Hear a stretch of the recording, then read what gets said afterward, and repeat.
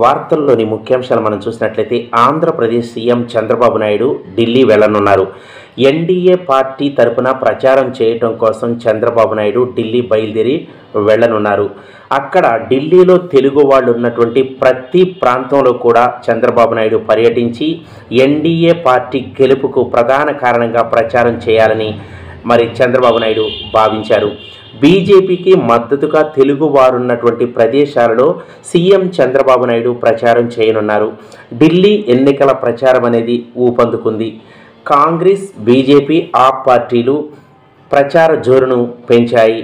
తమ మేనిఫెస్టోను ఎక్స్ప్లెయిన్ చేస్తూ ప్రజలలో చైతన్యవంతం చేసి ప్రజలను ఆకర్షించి వాళ్ళ ఓట్లను వాళ్ళు ఆ పార్టీలకు వేసుకునేలా ప్రయత్నం చేస్తూ ఆ గెలుపు ప్రయత్నాలనేవి ముమ్మరం చేశాయని చెప్పొచ్చు. అక్కడ ప్రధానంగా మనం చూసినట్లయితే కాంగ్రెస్, బీజేపీ మధ్యన, ఆ పార్టీల మధ్యన హోరాహోరీ పోటీ అనేది నెలకొని ఉంది. ఏ పార్టీ గెలుస్తుందో తెలియనటువంటి ఉత్కంఠత అనేది అక్కడ ఢిల్లీలో మనం చూడొచ్చు. ప్రచార హోర్ అనేది ప్రతి పార్టీ కూడా స్పీడ్ను పెంచాయని చెప్పొచ్చు. ప్రజల్లో చేరువుగా వెళుతున్నాయని చెప్పొచ్చు. ఇక్కడ మనం చూసినట్లయితే ప్రత్యేకంగా ఆంధ్రప్రదేశ్ ముఖ్యమంత్రి సీఎం చంద్రబాబు నాయుడు గారు బీజేపీ గెలుపుని ప్రధానంగా తీసుకుంటూ ఆ యొక్క బీజేపీ పార్టీ గెలుపు కోసం ప్రచారాన్ని కొనసాగిస్తున్నానని చెప్పేసి పత్రికాముఖంగా ఆయన ప్రకటించడం అనేది మనం చూస్తుంటాము.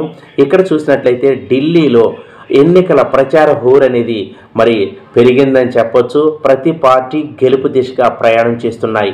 రానున్న రోజుల్లో ఏ పార్టీ గెలుస్తుందో ఏంటో మనం వేచి చూడాల్సినటువంటి అవసరత ఎంతైనా ఉంది. ముఖ్యాంశాలు సమాప్తం.